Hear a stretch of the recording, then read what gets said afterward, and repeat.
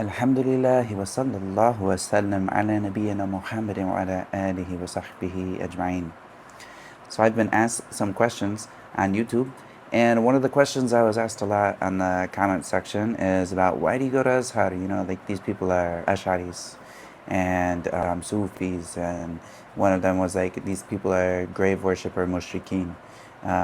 So I was like, okay, this is a question that deserves a response. And what I've talked about before going to Azhar, what someone should know when it comes to Aqeedah, this is a question I should address just by itself, is there is a ton of benefit for someone going to Al-Azhar University. And the reason for this is, where else are you going to get an Islamic education that encompasses the vast majority of things that someone needs to learn? So when a student, for instance, wants to learn about the Sharia, there's so many things that he has to learn. He has to learn Arabic, he has to learn tafsir, he has to learn usul fiqh, he has to learn fiqh according to a madhab, and also there's other things that he would need to learn as well as just these subjects inside of Arabic itself. There's so many subjects within inside Arabic, and there's going to be a lot of things that a person, if he's by himself and he's just running from his house to his shuyukh at the masjid and running here and there and trying to get all of these subjects by himself, he's going to miss a lot of things.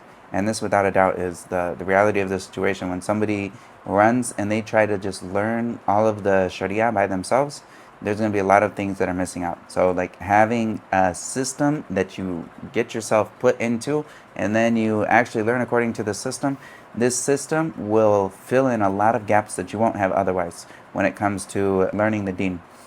And in regards to the Asharis, they have four main issues with Ahlu sunnah wal Jama'ah. The first one, of course, is manhaj at-talaqqi, and this is where they get their information. So they actually use ilm al-kalam to affirm certain beliefs and also to reject certain beliefs. So they will use this as information and to reject things using their ilm al-kalam. And so this, of course, this is an issue. Anything that's built off of this, that's in opposition to the Quran and Sunnah and whatnot, then of course this is a major issue.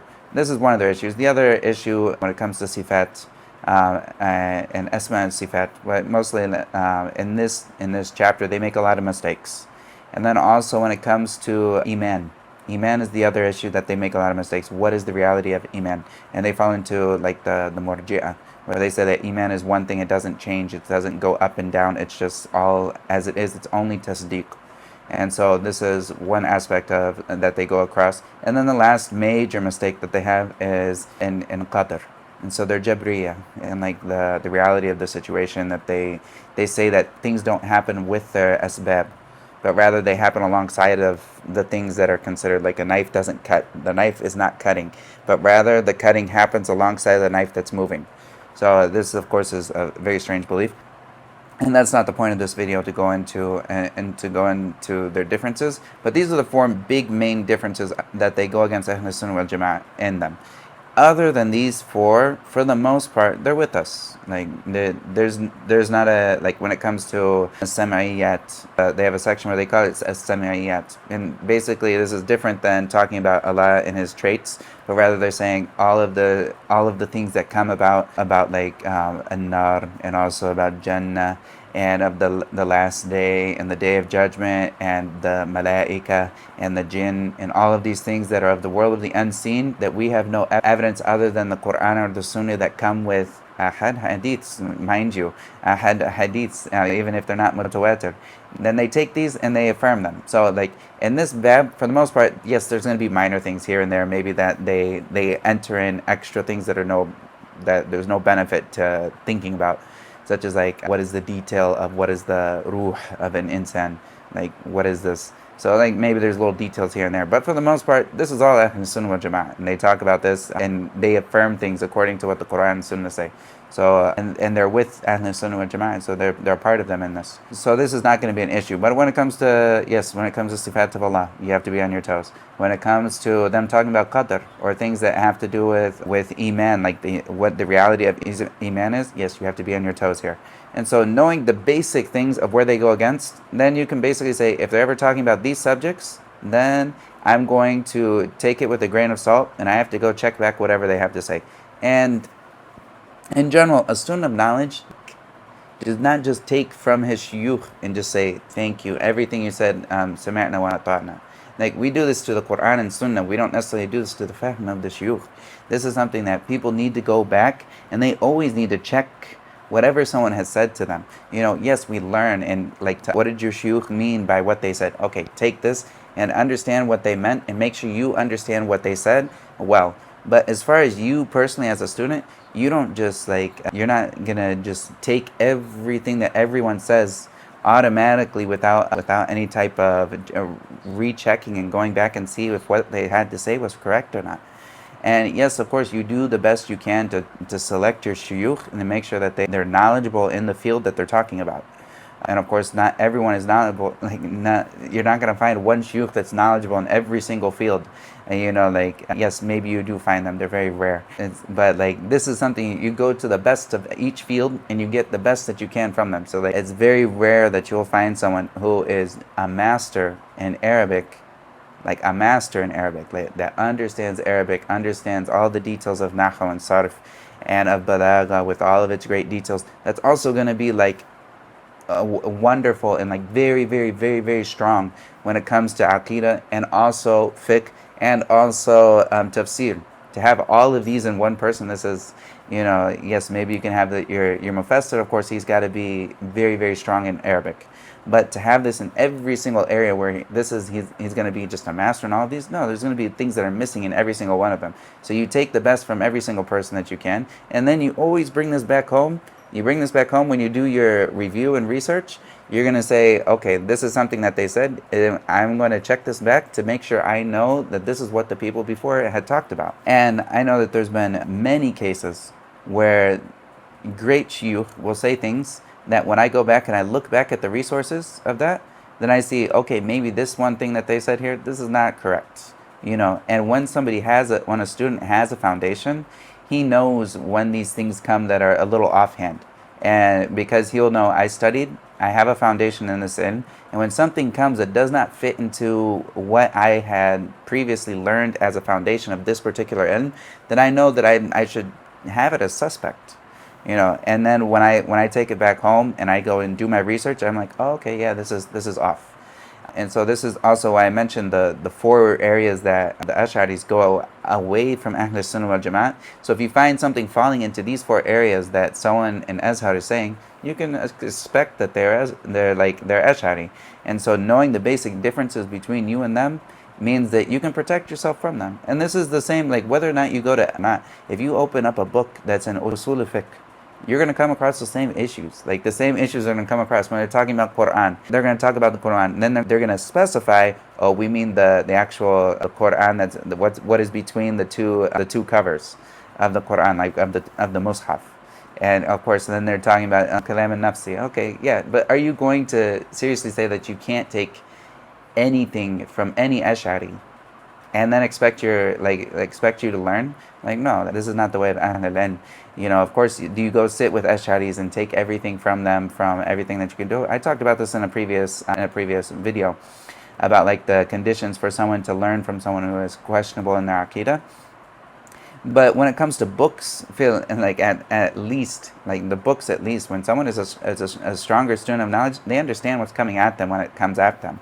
And so say if you're reading a book on usul fiqh, you're able to know when something comes at you. If you've studied Aqeedah properly, then you can see, okay, they're talking about this particular masala, and this is actually built upon a different belief that comes in Aqeedah. And so then you'll know that, okay, this is where they're coming from in this area. And sometimes it's apparent, sometimes it's not. So this is why someone would study these things before coming into Al-Azhar. And in general, a university is not the place for a student to get his foundation. Like, this is not, like, the person should have already gotten their foundation before coming into the university. The university is a place for the student to work on what he's already got in his knowledge, put it together in a better way, and to review it, and to do like tahrir and tahqiq on like what he has learned, and also have like a way to practice what he has already learned in the basic fields that he's done. And just another note about like Azhar University is not every single kulliyah or like faculty is the same when somebody goes to Azhar. So if you go to a faculty that is Usul al-Din, and Usul al-Din, you're going to have a lot more exposure to the Aqeedah of Asharis than you are if you went into Kulliyat al-Lugha. So if you go into Kulliyat al-Lugha, you're going to be studying a lot of Sharia, you're going to be studying a lot of things, and they don't have time to tell you about every single issue of Ashari Aqeedah and all of these different things of Ilm al-Kalam. They're not going to busy your time with that because they're too busy teaching you Sharia. And the same thing with Kulliyat al-Sharia. This is the one that talks about like this kulliyah, this faculty is more focusing on Islamic law, and fiqh. So when I was choosing between these two when I wanted to choose where am I going to go in Azhar. And I chose between these two, and I didn't want to go into Usul al-Din because I knew that they were going to probably have a lot more Aqeedah there. And also, they only have so much time to give you. So like I wanted to actually come out of Azhar with something complete, or at least like a complete fa'idah, that I'm coming out strong in something, as opposed to coming out, and I've seen some of the people that come out like Usul al-Dawah, or like they go to Kulliyat al-Dawah, or they come out Usul al-Din, and at the end of it, they don't necessarily have like a comprehensive understanding of a single field, not even a single field. Maybe like someone who goes into like Kulliyat al-Dawah, maybe at the end of it, they have the ability to do khutbahs very well. Like this is great, But like Usul al-Din, I've seen a lot of them, they come out and I asked them, like, he went into, one of the people went into Usul al-Din, and then he did like a hadith major. I asked him, what did you study in hadith? And he told me, we studied pieces of Muqaddimah Salah. Pieces of it. Did you study a full work in hadith? No. It's just pieces. Like, he didn't even study the full book. I was like, okay. So I'm like, if I go in there, I'm not going to come out of muhaddith. No. You're going to have a little extra exposure. And of course, like, there's no time for a person inside of an actual college university for him to come out as a muhaddith. Like, this takes years. And it takes someone sitting down with their shuyukh to actually come to that level. And there's no replacement for this. You can't put this into a university and expect someone to come out with this amount of experience and knowledge. But rather, this is something that they take pieces and they give it to you, and then at the end of it, you should come out stronger than you were there in the beginning. So yes, every student needs to go and check what he has learned to make sure that it is proper. And this is upon every student. Like, you can't just take your shuyukh as infallible. Like, of course, nobody's expected to do this. And for a student to actually be an excellent student, he needs to go back and check what people have said before. And this is something that the individual needs to study outside of Azhar before coming into Azhar. And when he's in Azhar, he needs to study outside of it and have a close relationship with the shuyukh, and that will help him a lot. In regards to the amount of time that someone actually studies Aqeedah, when they're not in an Aqeedah major, or they're not in like one of the faculties that will focus heavily on Aqeedah, they're only going to study like a small portion. Like we have major classes in the Kulliyat al-Sharia, we have major classes, and then we have like minor classes, and Aqeedah is a minor class, which we only have one. So there's 2 terms in every year, and one of the terms will have an Aqeedah class, which is a small portion. And so it's not a full portion of like that we have that we have both terms, like we have the first semester and the second semester. So instead, it will be the first semester we'll have a small course in Aqeedah, and also attendance is not obligatory. So like I never really sat into like a full class of Aqeedah. I came early for a class before, and they were just finishing up one before. But like it's not important that someone sits in these classes anyways. Like the attendance is optional. And you can take the basic material that's going to be on the test, you can take this to your Salafi sheikh that is knowledgeable in it, and he can go over it with you. And like this is what I did with my personally. When I went over some of these things, I took it to my Salafi sheikh, And I told him, I was like, okay, I'm an Azhar, I need to go over the material before the test, can you help me out? And so we went over it together, and he would point at the issues, and of course, like, the most ridiculous thing, and like the first year, it was what they talk about sifat of Allah and whatnot, and they talk about proving the existence of Allah, and with a bunch of ilm kalam and whatnot. It was ridiculous, like I had a whole, like I was going over like I don't know how many pages, and the amount of evidence that they used that was Quran was zero. Right. I was like, you'd go through pages and you wouldn't even come across a Quran or a hadith. All of it was just ilm al-kalam, and it's like this just shows you like what are they built on, like the Asharis, and it's pretty clear. Like when I studied, like just open up a book from like a Salafi book and see how much Quran and Sunnah is used as evidence, and then open up a book of ilm al-kalam and see how much they actually use it as evidence. A huge, massive difference, and it just makes me appreciate, like the Aqeedah of Salaf. It's definitely something that when you come back to it, you say Qala Allah, Qala Rasul, Sallallahu Alaihi Wasallam. And this is as opposed to, if this is this way and this is this way, then this is this. And if this is this way and this is this way, then this is this. And every single one of these has a breakdown. You have a bunch of words that have like multiple meanings, and you have to talk about which meaning is which. And you have all these little philosophical discussions. Yeah, and at the end of it, really, it was not an issue of causing fitna for me necessarily, because I've studied this before, and if anything new came up, I just bring it right to a sheikh that I have, and I talk to the sheikh about any issue that comes up. But of course, this also gave me extra incentive for me to look up the actual issues. If there's shubahat that came across in a certain issue, then I would look it up and I would go heavily into it. So they were talking about about ilm al-kalam. So when they were going over ilm al-kalam, I took extra care to go over extra books of Ibn Taymiyyah in this, like Tis'iniyah. This was a great book. Like if someone wants to like see a very, very like strong, like heavy hitting punch to the Asharis, go read it Tis'iniyah. Like you see Ibn Taymiyyah, he goes, rahimahullah, he goes against the views of the Asharis in this, especially when they talk about the kalam and nafsi and whatnot, and they go into like making it obligatory on people to learn ilm al-kalam.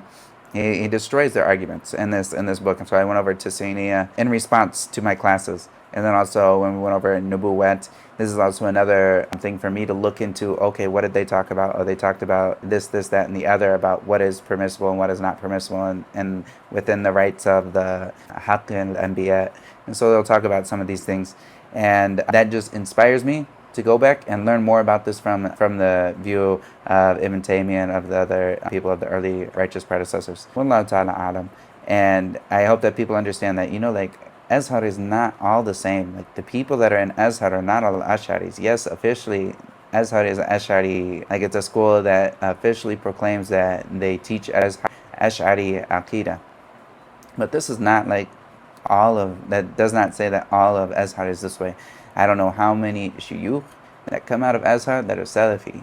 Like I have like my own Salafi shuyukh that have come from Azhar, as well as I know many people that are like even working in Azhar that are Salafi, in high positions. So to say that they're all Ashari, this is ridiculous.